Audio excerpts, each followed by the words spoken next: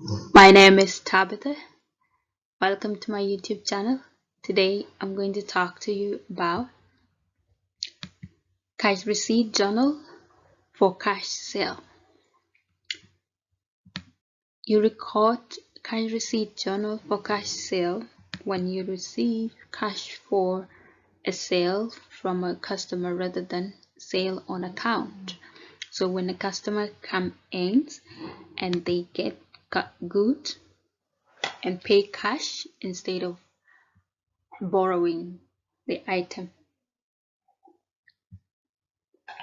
When that thing happen, you have like few procedure to follow, and one of them is to go ahead and record sale invoice. So on the sale invoice, you have sales. So you record sale because it's cash sale, and you have PST payable and GST payable. We call them payable because they are like liability to the company, and the company is supposed to remit this amount to the government. So this is how your invoice is going to look like. So we'll have, as usual, you will have your customer address here and the date when that transaction took place, and then you have your customer, your company address, and your shipping information will be on the side. On this side, there's a term of sale, which is cash. Before, we used to have like 2/10 or N/30, which means those were the numbers of days that the customer was going to take to pay that bill. But now we don't have to. We have cash, so we put there cash. When you come down here, you have number ordered, number shipped, the description of the item, and the unit price of the item. Once you have that, you can multiply the number ordered or the amount that is shipped by the unit price, and you get the amount.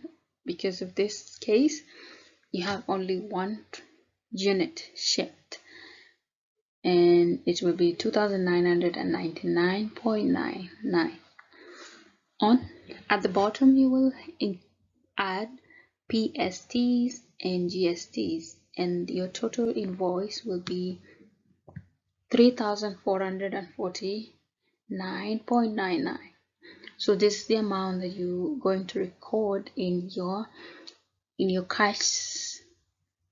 cash receipt journal. So what's the procedure of recording the cash receipt journal for cash sale? Here you have a customer name written down, customer number, cash receipt. So the cash receipt that you are going to record as bank, which is this one, is that total amount of invoice. It's like equivalent to invoice.